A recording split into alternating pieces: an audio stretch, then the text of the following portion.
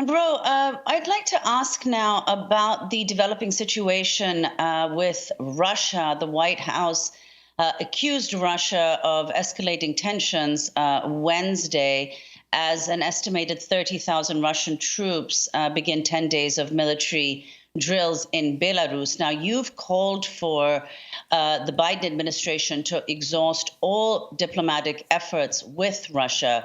What do you think those diplomatic efforts should look like? And do you support the threat of devastating sanctions against Russia in the event of any kind of Russian invasion of Ukraine? I do think here President Biden has handled the situation well. I mean, Putin's threats of aggression, threats of invasion against Ukraine have no basis. No country can threaten the sovereignty of another country. There's absolutely no justification for that.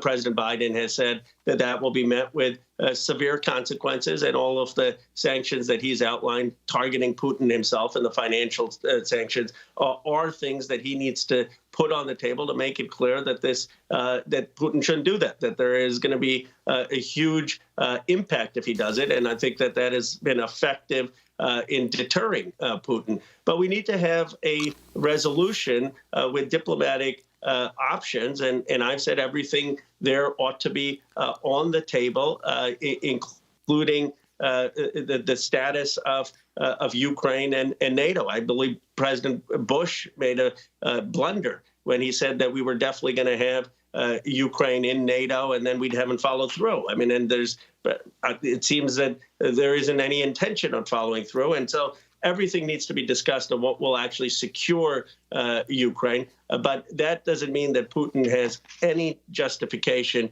for what he's doing, and that has to be met strongly. Do you agree with Bernie Sanders, who just did a piece in The Guardian saying, I hear the familiar drumbeats in Washington, the bellicose rhetoric that gets amplified before every war, demanding we must show strength, get tough, not engage in appeasement. And then you have, in their individual capacity, the chair of the Progressive Caucus, Pramila Jayapal, and Congressmember Barbara Lee, calling for restraint, saying we have significant concerns that new troop deployments, sweeping and indiscriminate sanctions, and a flood of hundreds of millions of dollars in lethal weapons will only raise tensions and increase the chance of miscalculation. Do you join them in those concerns? I certainly join them in the concerns of having increased lethal aid into that area. That will only inflame the situation. I also join them in the concern that we need restraint, that the last thing the American people want is an escalation which could lead us to some long war in Ukraine with Russia, that's a very dangerous situation, and no one in this country, or very few people in this country, would want that.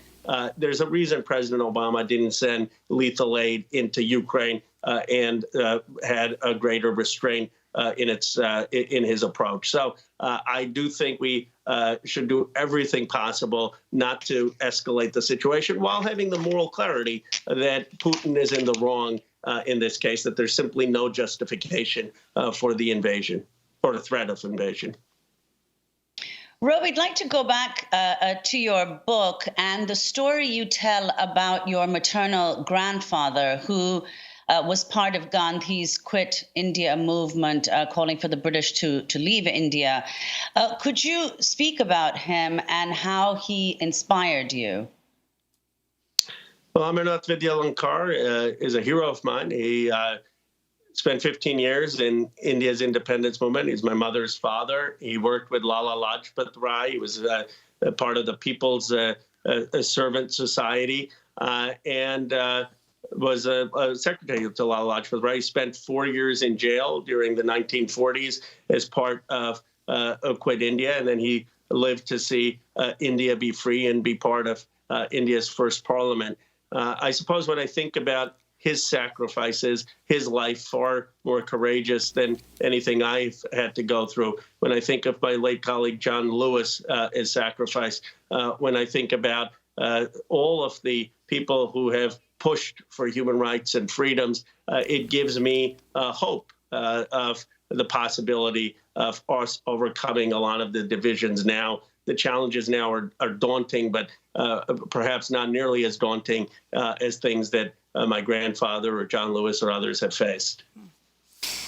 Can you end by talking about January 6th, the insurrection? The latest news we hear, President Trump flushing paper down the toilet, taking boxes of documents, perhaps some classified, to Mar-a-Lago, defying in that way. And then you have the, 100 Congress members not willing to condemn what took place, saying it was just public discourse that should be protected. What you feel we need to learn from this? Well, it was an appalling statement. The RNC called it legitimate political discourse.